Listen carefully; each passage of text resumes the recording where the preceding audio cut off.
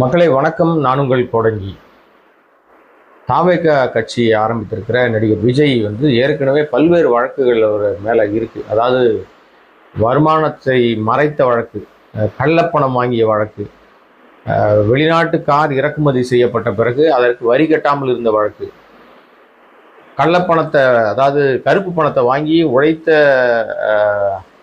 உழைப்புக்கு கிடைத்த சம்பளத்தில் ஒரு 15 கோடி ரூபாயை கருப்பு பணமாக வாங்கி வீட்டில் பதுக்கி வச்சப்ப வருமான வரித்துறை அவர் வீட்டை சோதனை செய்த போது சிக்கிய அந்த பணத்திற்கு 1,50,00,000 அதை மறைத்ததற்காக 1,50,00,000 கோடி ரூபாய் அபராதமாக வருமான வரித்துறை அபராதம் விதித்த பிறகு அந்த பணத்தை கட்ட முடியாது.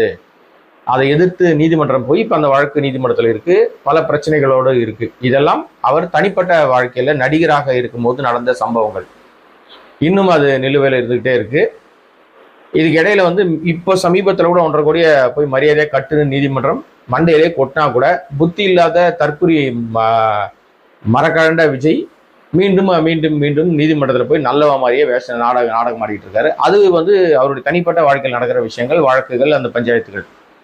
நான் நேர்மையாளர்னு வெளியில பொய் சொல்லிட்டு இருக்காரு. அது வெளிச்சத்துக்கு வந்துருச்சு. இவர் பொய் பரப்பி பித்தலாட்ட பேர் வழி 1ஆம் நம்பர் டுபாகூர் வாயை திறந்தா பொய் தான் பேசுவார்னு வெளிச்சத்துக்கு வந்துருச்சு. இப்போ அவர் மீது இந்த அரசியல் கட்சி ஆரம்பிச்ச பிறகு, அதாவது தாவேகா என்கிற இந்த தகவல் வெத்து கழகத்தை ஆரம்பிச்ச பிறகு அவர் மீது இல்லை, அவர் கட்சி மீது, கட்சி நிர்வாகிகள் மீது வழக்குகள் எப்படி பாஞ்சிருக்குன்னா, இவர் கட்சி ஆரம்பித்த பிறகு இன்று வரை, இன்னைக்கு நம்ம பேசிட்டு இருக்க இன்று வரை கிட்டத்தட்ட 50 பேரை அவரை வேடிக்கை பார்க்க வந்தவங்க செத்து போயிருக்காங்க. அவரை பார்க்க வந்தவங்க விபத்துல செத்து போயிருக்காங்க. எல்லா உயிரிழப்புகளும் கிட்டத்தட்ட ஒரு 50 பேர், 1/2% அடித்திருக்கிறார். மரண வியாபாரியா இருக்காரு. இது தொடர்பாக கரூர்ல நடந்த 41 பேர் நெரிசல் மரணங்களுக்கு விஜய் தான் முதல் குற்றவாளி, கொலை குற்றவாளி விஜய் தான், கொலகார பாவி விஜய் தான் அப்படின்னு எல்லாரும் சொன்னாலும் விஜய் அதை அடுத்தவர் மீது பழி போட்டு தப்பிக்கிறதுக்கு பார்க்குறாரு.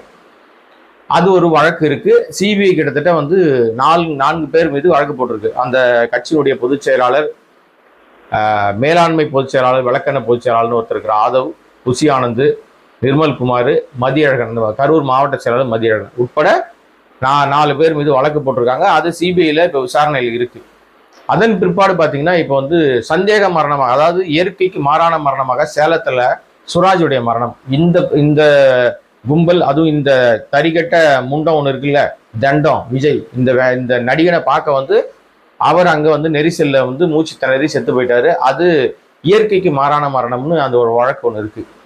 இதெல்லாம் பத்தாதுன்னு இப்போ தேசிய பாதுகாப்பு சட்டம்னு சொல்றதை விட வனவிலங்கு பாதுகாப்பு சட்டத்துல விஜய் மீது வழக்கு பதியலாம், விஜய் கைது செய்யப்படலாம்னு ஒரு புதிய சர்ச்சை ஒன்று உருவாயிருக்கு. சர்ச்சை இல்லை, உண்மைதான். அது என்ன அப்படின்னு சொல்றது தான் இந்த காணொலியோட நோக்கம். வேலூர்ல ஒரு கூட்டம் போட்டார், நீங்க எல்லாம் பார்த்துருப்பீங்க. இந்த வேலூர் கூட்டத்துல அவர் எல்லாம் உளறி தள்ளினாரு. பால் டப்பா, அது இது என்னென்னமோ பேசினாரு. கரூர் 41 பேர் செத்த அந்த மரண வழக்கு, அந்த சம்பவத்துக்கு என் மேலே ஏன் பழி போட்டீங்கன்னு கேட்குறேன். உன் மேலே போடாம உங்க அப்பா மேலேயே போட முடியும்? நீ தானே போன, நீ போனதுனால தான் 41 பேர் செத்து போயிட்டாங்க. இது எல்லாருக்கும் தெரிஞ்ச விஷயம். நிறைய நம்ம அசிங்கமா திட்டியும் பார்த்துட்டோம், என்னென்னமோ சொல்லி பார்த்துட்டோம். சூடு சொரணம் இல்லாத ஜென்மங்கள் இது. அதை அதனால நம்ம நிறுத்த போறதும் இல்லை, நம்ம தொடர்ந்து சொல்லிக்கிட்டே தான் இருப்போம். கொலகாரம் விஜய் அப்படின்னா கொலகாரம் தான், அதுல மாற்றம் இல்லை. 41 பேரை கொன்னது விஜய் தான். விஜயனுடைய ஆணவம், விஜயனுடைய அஜாக்கிரதை, விஜயனுடைய தாமதமான வருகை, விஜயனுடைய திமிர், விஜயனுடைய பண கொழுப்பு, விஜயனுடைய அந்த நடிகர் மனநிலை, இதெல்லாம் சேர்ந்துதான் 41 பேர் கொண்டு இருக்கு. இது வேற எந்த விஷயமும் நடக்கவே இல்லை. அதற்கு அந்த கொலைக்கு தூண்டுதலாக இருந்தது ஆதவ் என்கிற அந்த அமாவாசை 420 ஃப்ராடு லாட்ரி வியாபாரி. இவன் தான் அதுக்கெல்லாம் காரணம். இப்போ அந்த வேலூர்ல என்ன நடந்ததுன்னு வரும், பாயிண்ட்டுக்கு வந்துருவோம். வேலூர்ல ஒரு கூட்டம் போட்டாங்க. வேலூர் கூட்டத்துல, அந்த கூட்டத்துல இவர் பேசின பேச்செல்லாம் நம்ம ஏற்கனவே ஒரு வீடியோ போட்டோம், அதை போய் நீங்க பார்க்கலாம். இதுக்கு முந்தைய வீடியோ அதுதான். இப்போ அந்த கூட்டம் முடிந்த பிறகு அந்த மாவட்ட நிர்வாகத்தை சேர்ந்தவர்கள், அந்த மாவட்ட செயலாளர் உட்பட அந்த மாவட்ட நிர்வாகத்தை சேர்ந்த ஒரு 4 பேர் மேடை அந்த பஸ் மேலே ஏறி ஒரு வீர வாழ் ஒன்று கொடுக்குறாங்க. அதுக்கப்புறம் ஒரு வேல் ஒன்று கொடுத்தாங்க, வீர வாழ் ஒன்று கொடுத்தாங்க. வேல் கொடுத்துட்டு அடுத்து என்ன கொடுக்கணும்? உடனே டக்குன்னு ஒரு மாலையை போடணும் இல்லையா? உடனே ஒரு கிரீடம் வைக்கணும், மாலை போடணும். நாங்கள் கிரீடம் வைக்கல, அதுக்கு பதில் ஒரு மாலை ஒன்று போட்டாங்க. இப்போ போட்ட அந்த மாலை தான் சர்ச்சையினுடைய உச்சமாக இருக்கிறது. அந்த மாலையில மயில் தொகைகள் அந்த மாலையில கட்டப்பட்டிருக்கிறது. மயில் தொகையை வந்து வணிக ரீதியாக பயன்படுத்தலாமா அப்படின்னா பயன்படுத்தக்கூடாது. வியாபாரம் பண்ணலாமான்னா வியாபாரம் பண்ணக்கூடாது. மயில் தொகைகள் இருக்குல்ல, மயில் இறகுகள், இதை வந்து மயில்கள் இறந்து விட்டால் அதுல இருந்து எடுத்து அவங்க வந்து பயன்படுத்துவாங்க. ஆனால் இப்போ அது வந்து சட்டவிரோதமாக மயில்கள் கொல்லப்பட்டு அந்த இறகுகள் வந்து அது வந்து பிடுங்கப்பட்டு அது வியாபாரத்துக்காக கொண்டு வரப்படுது அப்படின்னு சொல்லி நிறைய சர்ச்சை இருக்கு. ஆக்சுவலா என்ன சட்டத்துல என்ன இருக்கு அப்படின்னு சொன்னா 1963 மயில் தேசிய பறவையாக அறிவிக்கப்பட்டுச்சு. அதன் பிற்பாடு 1972 ஒரு சட்டம் கொண்டு வராங்க. அந்த சட்டம் தேசிய பறவையாக மயிலை எந்த காரணம் கொண்டும் நம்ம வந்து கொல்லக்கூடாது, மயில் இறகுகளை வணிக ரீதியாக வியாபாரம் செய்வது சட்டப்படி குற்றம். அதை வந்து மாலையா கட்டி விற்கிறது, அப்புறம் கிரீடமாக்கி விற்கிறது, அப்புறம் பல்வேறு விஷயங்கள்ல அந்த மயில் தொகையை வச்சு வியாபாரம் செய்தால் அத்தனையும் அது தவிர்க்கப்பட வேண்டியது, தடுக்கப்பட வேண்டியது, தண்டனைக்குரிய குற்றம்னு சட்டம் சொல்லுது. ஆனாலும் மயில் அங்கங்க மயில் தொகையெல்லாம் வித்துக்கிட்டு தான் இருக்காங்கன்னு வச்சுங்களேன். அங்கொன்னு இங்கொன்னுமா வித்துக்கிட்டு இருப்பாங்க. அது பெரும்பாலும் பார்த்தீங்கன்னா அது வந்து இந்த மாதிரி பிரபலங்கள் கிட்ட போகும்போது அது பிரச்சனையும் சர்ச்சையும் உண்டாக்கும். ஏதோ ரோட்ல போறவன் ஒரு திருவிழாக்கள்ல வந்து அந்த குறவர்கள் அந்த அந்த அந்த மாதிரி சின்ன சின்ன விஷயங்கள் இந்த வேட்டையாடிட்டு இருப்பாங்க, இவங்கெல்லாம் சேர்ந்து நிறைய இந்த மாதிரி மயில் தொகைகள்லாம் வித்துட்டு இருப்பாங்க. அவர்கள் மீதெல்லாம் வந்து வழக்குகள் வந்து பெரும்பாலும் பதியப்படுறது இல்லை. ஆனால் இது போல பிரபலங்கள் பண்ணும்போது அவங்க சட்டத்தை மீறுகிறார்கள், வன விலங்கு பாதுகாப்பு சட்டத்தை மீறிய வழக்குக்காக இவர்கள் மீது வழக்கு பதிஞ்சா அந்த வழக்கு நிரூபிக்கப்பட்டால் குறைந்தது 7 ஆண்டுகள் தண்டனை, அது இல்லாம அபராதம் விதிக்கப்படும். இதுதான் சட்டம் சொல்லுது. இப்ப இந்த சட்டம் விஜய் மீது வனவிலங்கு பாதுகாப்பு சட்டம் பாயுமானா பாய்வதற்கு வாய்ப்பு இருக்கு. ஏன்னா அவர் மாலையை போட்டுக்கிட்டு இருக்கார். அந்த மாலையை போட்ட அந்த மாவட்ட நிர்வாகத்தின் மீதும் வழக்கு பாயும். மாலையை எடுத்துக்கிட்டு போன தன் போட்டுக்கிட்டு போஸ்ட் கொடுத்த விஜய் மீதும் வழக்கு போடலாம், வாய்ப்பு இருக்கிறது. அப்ப விஜய் வந்து வனவிலங்கு பாதுகாப்பு சட்டத்துல கைதாவாரானா ஏன் கைதாகக்கூடாது? தாராளமா ஆகலாம். அதற்கான வாய்ப்பு இருக்கிறது. அரசாங்கம் என்ன பண்ண போகுதுன்றதை இனிமே வருகிற நாட்கள்ல பொறுத்து பார்க்கணும். நீங்க இது எப்படி உங்களுக்கு சொன்னா இன்னும் டக்குன்னு புரியும் அப்படின்னா, கொஞ்ச நாளைக்கு முன்னாடி விஜய் சேதுபதி நடித்த கடைசி விவசாயின்னு ஒரு படம் வந்துச்சு. அந்த கடைசி விவசாயி படத்துல ஒரு வயதான விவசாயி அவர் வந்து அவருடைய வயல்வெளியில அவர் வந்து வேலை செஞ்சிட்டு இருக்கும்போது அங்க வந்து 2 மயில்கள் செத்து கிடப்பதை பார்ப்பார். செத்து போச்சு. அது யார் எப்படி அதுங்களா செத்து போச்சா அல்லது வந்து யாராவது அதை அடிச்சு கொண்டுட்டாங்களா எல்லாம் தெரியாது.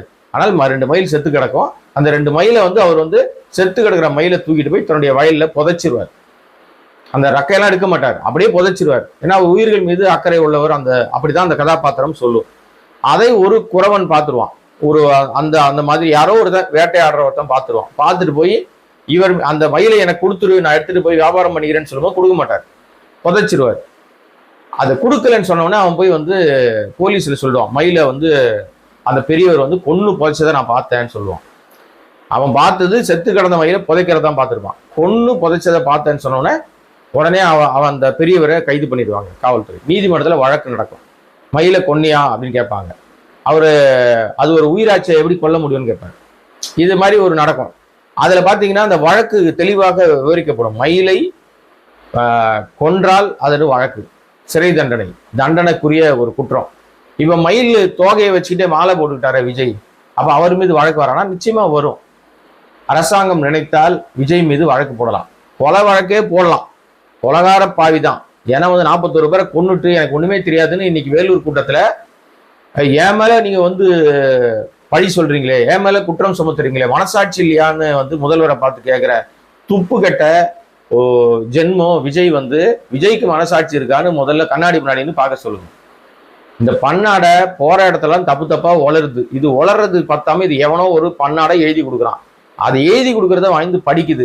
கொஞ்சமாவது படிக்கும் போது கொஞ்சம் அறிவு சூடு சொரணை இருக்கணும். ஐயோ இந்த வார்த்தையை படிக்கிறோமே, நிஜமாவே இந்த வார்த்தை படிக்கலாமா, இந்த வார்த்தையை படிச்சா தப்பாகாதா, அடிப்படையில் அறிவு இருக்கிறோம் யோசிப்பான். இது வந்து படிக்கிறதுக்கு காலேஜில் சேர்த்து விட்டா குட்டி சோத்து மேலே ஏறி வந்து காலேஜே முடிக்காம தரங்கட்டு போய் வெளியே ஓடி வந்துருச்சு. காலேஜ் டிராப் அவுட்டு, படிப்பும் ஏறல. அப்புறம் என்ன தெரியும்ன்றீங்களா? எதுவுமே தெரியாது. எவனோ சொல்லி கொடுப்பான், மண்டபத்தில் எவனோ எழுதி கொடுப்பான், அது வந்து படிக்கும், நல்லா நடிக்கும், அவ்வளவுதான். அதை இந்த வந்து இவ்வளவு நாள கேமரா முன்னாடி நடிச்சுக்கிட்டு இருந்தாரு. இப்போ வந்து மக்கள் முன்னாடி நடிக்கிறார். ஸ்டாண்டப் காமெடி பண்றாங்களாம். அதுவும் இல்லாம பால் டப்பா கூட்டணி, கல்லாப்பெட்டி கூட்டணி அப்படின்னு. இது கல்லாப்பெட்டி சிங்காரம் தான். எனது இப்ப பூரா பாருங்க, அந்த விருப்ப மனுவை 100 ரூபாய்க்கு வித்து பெரிய அமௌண்ட் சேர்த்துக்குச்சு. அப்புறம் எல்லா வேட்பாளர்கிட்டையும் 1 கோடி கூடு 2 கோடி கூடுன்னு வசூல் பண்ணிட்டு இருக்குது. கல்லாப்பெட்டி யாருன்னு நீங்களே முடிவு பண்ணீங்க. ஆக மொத்தம் இது மிக மிக சென்சிட்டிவான விஷயத்துக்குள்ள சிக்கி இருக்காரு. இந்த கூட இருக்கிறவன் தான் மாட்டி விடுவான். நீங்க ஒரு மாவட்டத்திலையும் பார்த்தீங்கன்னா கொலை வழக்கு வாங்கி கொடுக்குறான். கரூர் மாவட்ட செயலாளர் கொலை கேஸ் வாங்கி கொடுத்துட்டான். அப்புறம் கூட இருக்கிற ஆதவ அர்ஜுனா இன்னும் எத்தனை கேஸ் வாங்கி கொடுக்க போறான்னு பாருங்க. தேச பாதுகாப்பு விரோத சட்டத்துல கூட விஜய் மீது வழக்கு பாயலாம். ஏன்னா அதெல்லாம் பேசி வச்சிருக்குது. அந்த அமாவாசை இந்த 420. அப்புறம் வலு சண்டைக்கு கூப்பிடுது. வா வரியா, எங்க ஆளோட ஒத்தை நிக்கிறியான சண்டைக்கு கூப்பிடுது. அதனால கூட இருக்கிறவனால விஜய் நடுத்தருவில் நின்று என்ன ஆக போறான்னு தெரியலங்க. அதோட வெளிப்பாடு தான் இப்போ விரக்தியின் வெளிப்பாட்டுல ஆவேசப்படுறாரு, கூப்பாடு போடுறாரு, கூச்சல் போறாரு, கோபமா கத்துறாரு. தயவுசெய்து ஒரு நல்ல டாக்டரை போய் பாருங்க. விஜய் மனநல பிரச்சனை உங்களுக்கு ஸ்டார்ட் ஆயிடுச்சுன்னு நினைக்கிறேன். மன அழுத்த பிரச்சனை ஸ்டார்ட் ஆயிடுச்சுன்னு நினைக்கிறேன். கழண்டுச்சுன்னு நினைக்கிறேன் நான். அதனாலதான் இந்த மாதிரி ஆவேசமா கத்துறீங்க, சம்மந்தமே இல்லாம சுத்துறீங்க, அழுகுற மாதிரி நடிக்கிறீங்க. அது எல்லாம் வெளியே தெரியுது. பூரா நடிக்கிறது பூரா வெளியே தெரியுது. அதனால எனக்கு விஜயை பார்த்தால் ஒரு பக்கம் பரிதாபமா இருக்கு. ஆனா ஒரு பக்கம் இந்த விஜய் ஆபத்தானவன். இந்த ஆபத்தானவனு குறித்து நம்ம நிச்சயமா சொல்லிக்கிட்டே இருக்கணும். எந்த கேப் கிடைச்சாலும் விஜய் ஆபத்தானவன், டேஞ்சர் ஃபெலோ, இவன் ரொம்ப மோசமானவன், இவனால் சமூகத்துக்கு சீர்கேடு, சமூகத்தை சீரழிக்க வந்த அரசியலுக்கு பிடிச்ச வியாதி இவன். இந்த வியாதி இந்த வியாதியோட சிம்டம்ஸ் சொல்லட்டுமா? 1-2 சிம்டம்ஸ் தெரியும். இது அடங்காது. இந்த வியாதி பிடிச்சவனுக்குலாம் பார்த்தீங்கன்னா வீட்டுக்கு அடங்க மாட்டான், ஊர்லயும் அடங்க மாட்டான், டிரான்ஸ்ஃபார்மர் மேல பார்த்தா ஏறுவான், மரத்து மேல பார்த்தா ஏறுவான், உயரமான போஸ்ட் பார்த்தா ஏறுவான், கரண்ட் கம்பத்தை பிடிக்க ட்ரை பண்ணுவான், வண்டி வேகமா போச்சுன்னா அது பின்னாடியே விரட்டிக்கிட்டு போவான், ஒருத்தனும் ஹெல்மெட் போட மாட்டான்,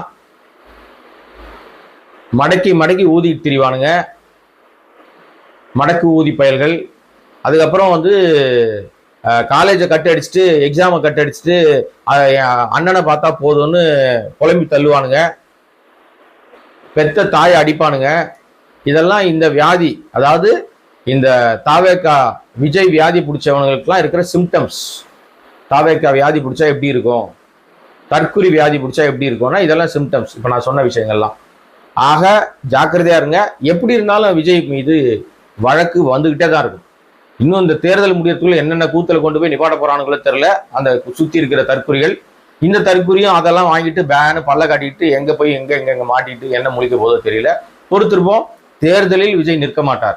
அவரே சொல்லிட்டார், தேர்தலில் நிற்க மாட்டாரு, எந்த கிராமத்துக்கு மக்களை பார்க்க மாட்டாரு, கிராமமா வரமாட்டாரு, காணொலி வாயிலாக ஏதாவது அள்ளி தெளிச்சுக்கிட்டு உளறி கொட்டிக்கிட்டு இருப்பாரு, நிறைய கண்டென்ட் கொடுப்பாரு. பொறுத்திருப்போம். இந்த வீடியோ சப்ஸ்கிரைப் பண்ணாம பார்த்துட்டு இருக்க அன்பு நண்பர்கள் சப்ஸ்கிரைப் பண்ணி பார்த்தீங்கன்னா இன்னும் பல்வேறு விஷயங்களை இது போன்ற தேடி உங்களுக்கு தருவதற்கு வாய்ப்பாக அமையும். நன்றி, வணக்கம்.